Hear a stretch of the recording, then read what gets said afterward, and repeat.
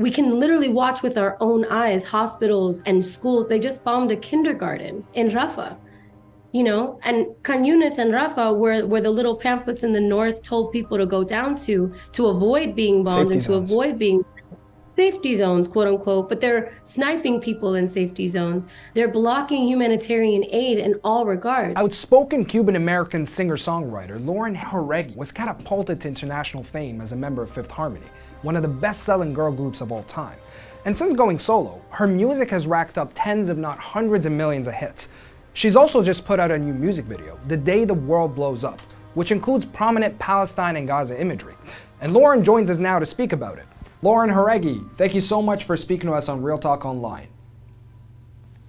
Yes, thank you for having me. Yeah, I wanted to start off by asking you about your recent song, The Day the World Blows Up. I mean, you know, when you watch, yeah, exactly. When you watch the music video, there's a lot of, you know, Palestine footage. There's bombing in Gaza, there's Palestinian journalists in Gaza, there's the international pro-Palestine protests. I mean, there's also footage that alludes to Sudan as well, I believe. But talk to me about the song, and Congo, yes. Talk to me about the song. The Day the World Blows Up, I feel like really summarized my feelings of just like, I wish they would just tell us when they were going to end this world so that we could all come together and realize that that's the common enemy and that we are each other's saving grace through all of this, our togetherness, you know. So the chorus goes, we could start over and sober because everybody's effed up. Like, you know what I mean? Like, you know, you get messed up when you're not sober. I think we'd be closer if they told us the day the world blows up. And I just have been thinking about it a lot because Israel had just threatened nuclear bombing, dropping a nuke on Gaza to solve their problem. And I just thought about how ignorant that was, because if they were to drop a nuke on Gaza, they would also harm themselves. You're and talking so about some Israeli officials have said. Right, yes. Sorry. Israel officials, some Israeli officials, some extremely far-right fascist officials. But regardless, yeah, I think that I was just contemplating that, like, wow, okay, so everybody's building up their nuclear arsenal as a response to what is clearly war crimes. So what are we going, like, what is this? Like, are we all just losing our minds collectively and condoning this and allowing this to be the case? And you know, we have a long history as a planet, as a collective, of harming one another for the sake of profit. Really, and land grabs and territory expansion and power expansion. So, like, there's no real humanitarian reason why these things happen. They're just simply people in power using their power to make more money. Now, what about the visual aspect? So you dropped the music video not too long ago. There's a lot of imagery. There's a lot of Palestine imagery as well. Can you talk to me about that? Of course. So I made the video with a really good friend of mine.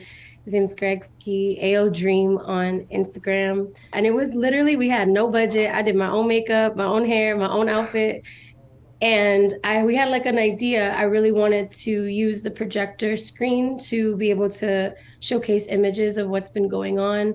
There's like a really beautiful image of a little girl being pulled out of the rubble. There's a beautiful image of two mothers in a refugee camp dancing with their children, trying to give them joy in the midst of all of the craziness. And then there's also a lot of allusion to the Congo and Sudan as well. And all of the protests that have been happening internationally for Palestine, I made sure to draw specifically from those clips. And then me on fire, like just an image of fire, like projected to me. And so You wouldn't think that it's low budget, by the way. Dude, no, but when I tell you zero budget, I mean zero budget. You did your own makeup, and, yeah, my own makeup, this exact look, okay. And yeah, I knew that intentionally, Anthony and Jauregui and I have a very deep connection politically. Like we align very deeply with just the ideals of really imagining a new world outside of this one, where the collective care is our focus and collective liberation is our focus. You are seeing things and you are basically, you have this different perspective on your look at things, basically. Yeah, I guess. I think there's a lot of us, but a lot of people are really scared to like Mm. alienate certain people or cause too much controversy. But I don't think it's controversial to care about human beings and human rights. I feel like that's gaslighting us into continuing the status quo. And I believe that celebrity culture in America has so much power to shift narrative. And I've seen it happen multiple times for very less serious causes. Obviously, there's a lot of repercussions and, Yeah. you know, blacklisting and all those kinds of things that do happen. You're going to alienate people whose actions do not align with your message. But for me, that's not a bad thing. So not everyone feels that way. A lot more people would rather, you know, have as big of an audience as possible because that's the biggest clientele possible to make sure that, you know, your sales and your numbers are a certain level or, you know, you avoid certain um having to hold yourself accountable or having to hold anything accountable. But I don't know. I just feel like my purpose is bigger than that personally. So I know that this hasn't been the first year that you've been speaking out about Gaza and Palestine. I know you've done that before over the years. But you've certainly been very vocal just because of the nature of the events and the nature of everything that's been going on. If we try to understand where this comes from for you, what would you say? I care about human beings. I'm a very empathetic human. It's like a spiritual gift of mine as much as it is like a heart-centered reason. I come from a family who left Cuba because they were displaced by fascism and imperialism. You've called what's happening in Gaza a moment for humanity. And you've said that you've seen a lot of people reveal themselves during this moment. What did you mean Indeed. by that? Yeah.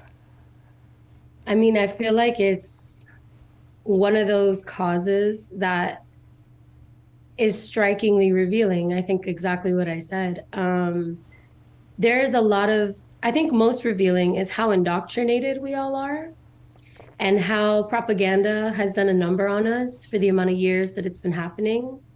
I think it's also very revealing of the lack of critical thought, the lack of education, the lack of the presence of apathy, especially in American culture, because I feel like a lot of us are very used to distraction and just like not having to pay attention to anything besides ourselves. It's like American exceptionalism. And what I feel is that we're not self aware of the fact that it's our tax dollars and our labor that contribute to these events. And they wouldn't be happening if we were more mindful of the way we consumed and of the way we hold our politicians accountable and vote for politicians. And even like the way that we critically look at history and allow history to truly be a part of our conversation and not just, you know, a propagandized, whitewashed version of history, but like the true history of this country, the true history of how it was built, and how that affects our foreign our foreign policy to this day. Where we feel like we are constantly allowed to wield the victim mentality and demonize other people's cultures or other people who don't look or think like us into a space where they're so dehumanized that we justify completely obliterating their people or their countries or their cities or the things that are of cultural value to them. And then we really tout that as some sort of American principle when it's really just terrorism and fascism and imperialism. And I just, that cognitive dissonance has really revealed itself so deeply among so many of us. And I understand that it's difficult to break out of a mentality when you're constantly surrounded by a mentality and it's what raised you, you know? But I also think that critical thinking and that ability to question and to challenge the status quo of things, it's just been very revealing to understand that that is not allowed and that we are constantly being like corralled into a singular thought type mentality that doesn't allow us to critically challenge our ideals and our politics and and our consumption. One word that you said just a few minutes ago was the repercussions, right? And you've also spoken about, the silence and the silencing when it comes to speaking out, right? Specifically for when it comes to Israel-Palestine. I want to ask you about that, and how have you basically seen it unfold in the entertainment industry, which you're a part of? Yeah, I've very much seen it unfold. Luckily, I'm an independent artist. I own my own masters. I have my own um, rights to my own things. So I'm not necessarily gagged by any kind of contracts or, situations where if I did speak up, I would be blacklisted or blackballed or like, treated unfairly on a roster. I luckily have a team around me as well who is very in alignment with my views, with my energy and the way that I use my energy as an artist in the world. So I've been lucky in that regard. I'm sure I'm on some lists. I don't doubt it. you know, um, I think a lot of people in my industry do keep their silence because of these things. And I do believe that there is a deep silencing. We saw with Melissa Becerra, for example, who was taken off of her lead role in Scream, Scream yeah. because, right. And she didn't even do anything crazy. She literally just said, hey, there's a genocide going on. Like she literally just reposted something on her story, which is like a 24-hour thing.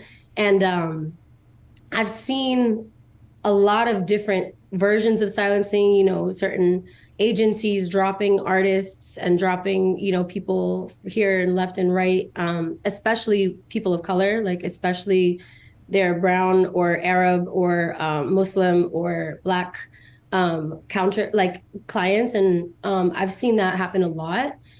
For people to say that the Zionist ideology represents all Jews and what they believe and how they practice their own values, that is just mind-boggling to me, considering Jewish Voices for Peace, all of the different Jewish organizations who have rallied around this cause as well and have lent their voice and have dissented from their own communities because of this very real thing that's happening. And they their slogan is like, not in our name, not again and never again and never in our and not in our name. And I think that I value them so much and their voices so much, and I have so much respect for their bravery, because I know it must be so difficult to be brought up thinking a certain way and realize that things that you thought were true are not, or things that you defended for a while, like, are actually harming so many people. And like the bravery that comes with unlearning, re-educating, and choosing to educate others, I think is just so powerful.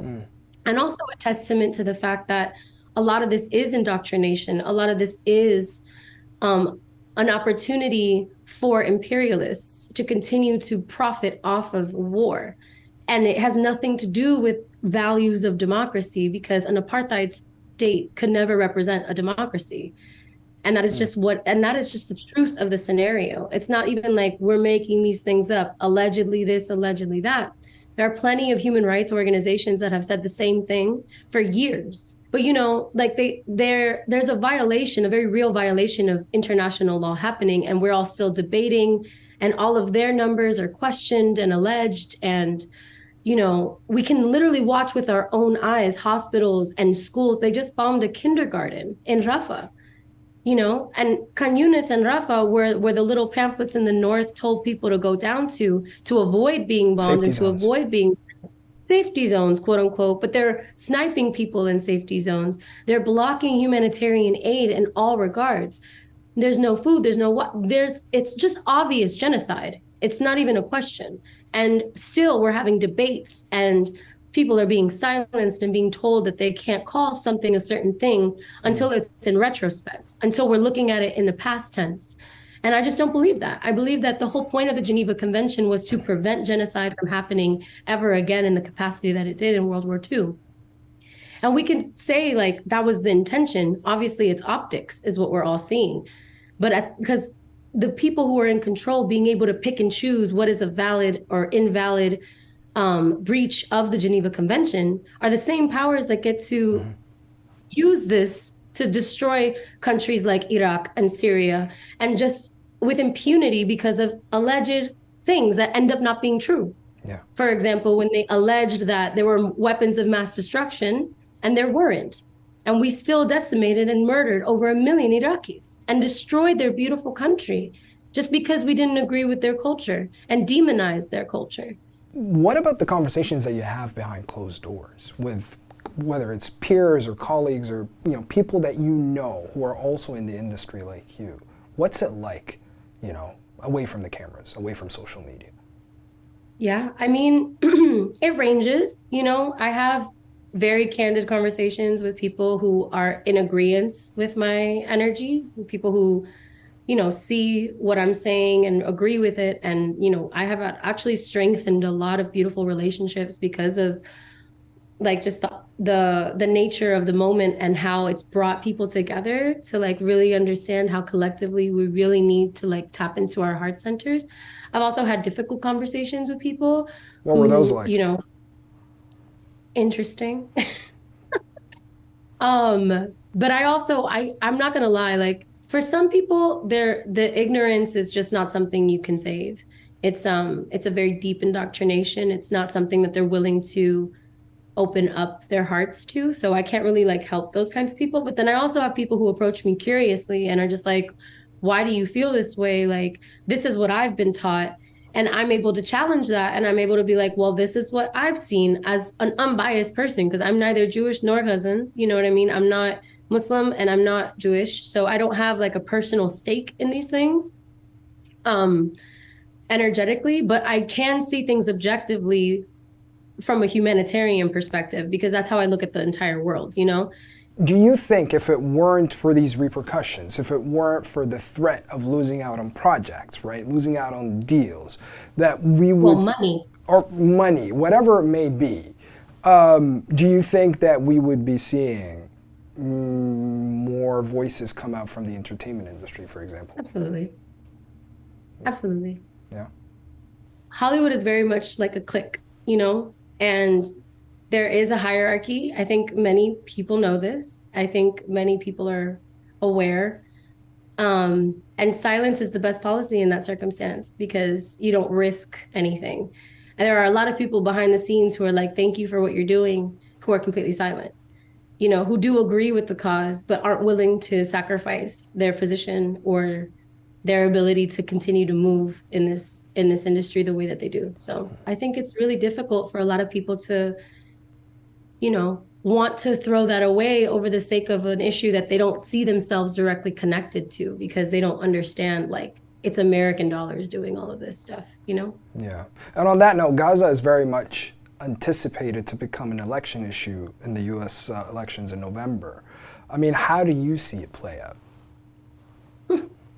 I mean, you've been very vocal. Yeah, you've been very vocal on your social media about U.S. politics. Yeah, because I feel like as an American, I believe it's our job to be mindful, again, about our consumption and about the way that we wield our power. And so I believe that Joe Biden has completely shot himself in the foot. He's completely lost the Arab American vote. And I know that pretty sternly. A lot of Black churches have also called out their dissent for his actions and in supporting the genocide. Our generation, the millennials and Gen Z, we have access to the internet. And the internet allows us to break narratives in real time and discuss narratives in real time with one another across the globe. So, this is a generation that is online chronically and is seeing the genocide with their own eyes. They are seeing what Motaz has been posting, what Bisan has been posting. They're seeing what the average Gazan is going through and also what American Palestinians are sharing about their experience and their histories and why they even ended up in America in the first place. And this is the age of information. And while, there is as much misinformation as there is valid information, that is also a tool, the misinformation and the distractions and the denials and the propaganda. We read through it with a lot more media literacy than our predecessors. So we are here in a new reality where information doesn't just have a single source. We have word of mouth. We have the ability, there's a raven outside my door. We have the ability to connect with one another, again, globally. So it's not just these siloed conversations of American propaganda being disseminated onto us. We have the ability to kind of go outside of that and get a further inquire about the real reason behind things. And I think that that's just changed the landscape completely. And we're about to see that with Gen Z at the polls. Who are you trying to speak to, Lauren? Is it American voters? Is it a bit more international? Is it fans? Is it critics? Is it Palestinian followers? Is it Israeli followers? Who do you think you have a message for during this moment in history? I mean, I'll be speaking to the people. I just want whoever resonates with that. Some of them might call themselves my fans. Some of them might identify as Israeli. Some of them might identify as Palestinian. Some of them might be American. I think that I speak to the collective consciousness, And which what do is you all tell of them? us. Wake up. Wake up to your humanity. Wake up to your heart. Listen to what your heart is telling you to do. Follow that truth. Don't deny what you see with your own eyes. Don't allow your mind to be hijacked by propaganda. Seek the truth. My purpose is to fulfill my own purpose, but a part of my purpose is to speak truth to power and to empower others to speak truth to power and to empower others to discover that truth for themselves. Because I don't ever want people to just think the way I think. Because I tell my followers all the time, just because I say something doesn't mean that you need to just run with that shit. Go and I'm sorry, but like go and check it out for yourself. Go and figure your own story out and like just keep your heart and your mind open to new information. Don't just allow this rigidity of what you're being told and told you cannot think against be what defines how you think. Because I think critical thought is the most important element of all of this. Having thoughts of your own, having opinions of your own, and being able to express those without being attacked or criminalized legally. I think that that's dangerous. Lauren, I want to bring it full circle before I bring it to a close here. The day the world blows up, your song, Yeah. your video, what do you hope to achieve from it? I hope that whoever needs it finds it and that they feel seen and hugged and not alone in this moment. And that they feel like, at least somebody out there is reflecting about what's going on and trying to put out a message of peace and use their platform to do so. I really hope that it changes some people's hearts and minds and allows them to open up to a new reality and maybe think about something a different way than they did before. I hope it appeals to the empathy and the heart of humanity and that it spreads everywhere it possibly can. That's my prayer for it. On that note, Lauren, thank you so much. Firstly, thank you for waking up early, and thank you for coming on Real Talk to speak to us. I do appreciate your time. Of course, thank you for having me. I appreciate these questions too. They're not vapid, and I love that. Thank you so much, Lauren. Thank you. Thank you.